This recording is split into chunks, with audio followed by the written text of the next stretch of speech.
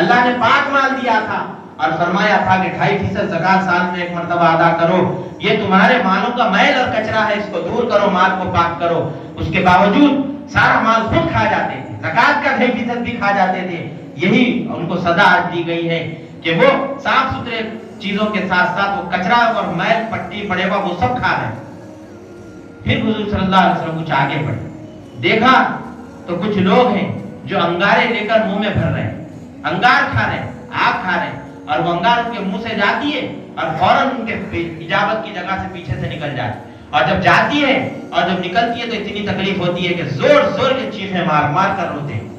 پوچھا بھائی جبریل یہ کون لوگ ہیں؟ کہا یہ وہ لوگ ہیں جو حقوق دبا لیا کرتے تھے، مال لیتے تھے غائب ہو جاتے، قرضہ اٹھائے کسی سے مال لیے غائب، کسی کی زمین دبا لیے، کسی کے حقوق دبا لیے، ناپ تول میں کمی کر کے اس کا حق دبا لیے، بھائیوں کے بہنوں کے حقوق کھا گئے۔ یہ وہ لوگ ہیں آج ان کو یہ سزا دی جائے، اور یتیموں کا مال کھا جاتے ہیں، یہ آگ ان کے پیٹوں میں بھری جائے۔ پھر ذرا آگے بڑھے تو دیکھا کہ چند لوگ ہیں جن کے پیٹ اتنے بڑے بڑے ہیں کہ مینار، بڑے بڑے مینار کے اتنے پیٹ، اور اس میں سانپ بچھو ہیں اور آگ بھری ہوئی ہے، اور کچھ دیر میں آگ کا گھوڑا آتا ہے اور ان کے پیٹ کو کچل کچل کر جاتا ہے، بلبلاتے ہیں، چیختے ہیں، اتنی کڑی آواز پیدا ہوتی ہے۔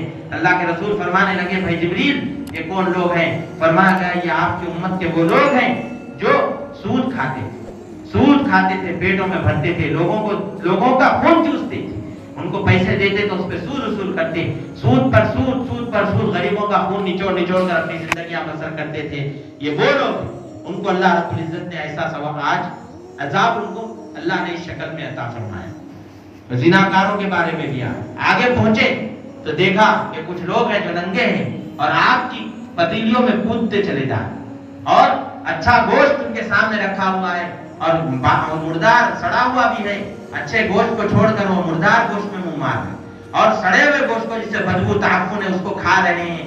اللہ کے رسول نے پوچھا بھائی جبریل یہ کون لوگ ہیں؟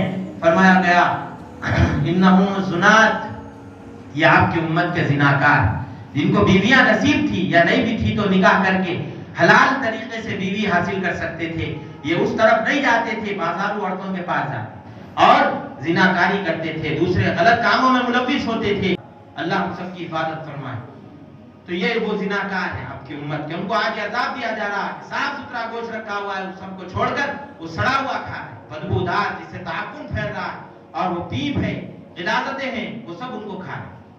یہ حال ان کو اللہ رب العزت نے حضور کو مشکل کر کے یہ امت کے عذابات دکھائے، تاکہ حضور جا کر امت کو سمجھائیں اور امت کو کچھ ترغیب ہو اور وہ ڈرے جہنم سے اور اس کی عذاب سے۔ جہنم کا سب سے ہلکا عذاب، اللہ کے رسول نے فرمایا جس جہنمی کو سب سے ہلکا عذاب ہوگا وہ یہ ہوگا کہ پاؤں میں آگ کی جوتیاں پہنائی جائیں، یغلی منہما دماغہ، اس کا بھیجا اس کی گرمی کی وجہ سے دماغ کھوپڑی میں کھملنے لگے گا۔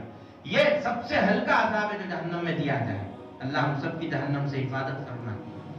بڑا بھیانک حالات، 20 شکلیں جہنم کی حدیثوں میں وارد ہیں، ان میں سے چند آپ کے سامنے میں نے رکھی ہیں، وقت بھی بہت زیادہ ہو رہا ہے، تو بہرحال یہ حضور صلی اللہ علیہ وسلم وہاں سے دیکھے، اور آگے بڑھے تو دیکھا چند لوگ ہیں جن کے حلق میں آگ کی چھریوں سے ان کے حلق پھاڑے جا رہے ہیں، اور جب چھوڑ دیتے ہیں فرشتے تو ان کے حلق پھر سے برابر ہو جاتے ہیں، پھر پھاڑے جا رہے ہیں۔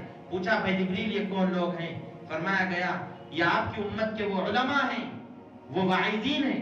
اللہ میری بھی حفاظت فرمائے۔ حلق کو لوہے کے اس سے چیرا جا رہا ہے، خنجروں سے، آگ کے خنجروں سے چیرا جا رہا ہے، اور ان کی زبان کو لمبی کر کے اللہ رب العزت اس پر گھوڑے دوڑا رہا ہے، اور بڑی بڑی آگ کی خینچیاں ہیں، ان کی زبانیں کاٹی جا رہی ہیں۔ کیوں؟ جو خود کہتے تھے عمل نہیں کرتے تھے، اور جب بات کرتے تھے لوگوں میں فساد لڑاتے، دلوں میں جھگڑے اختلافات۔ ہم کو تو جوڑنے کا کام دیا گیا ہے۔ یہ منبر حضور اکرم صلی اللہ علیہ وسلم کی میراث، علماء کو میراث میں ملا۔ کیوں؟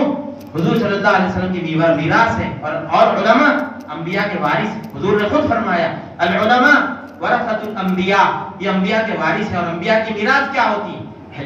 علم ہے انبیاء کی میراث۔ اس کو آگے بڑھانا، صحیح بات عوام تک پہنچانا، یہ علماء کی ذمہ داری۔ آپس میں لڑانا، فساد مچانا، اس سے علماء کو بچنا چاہیے۔ ہم کو بھی ایسے لوگوں سے دور رہنا چاہیے جو فساد کی بات کرتے ہیں۔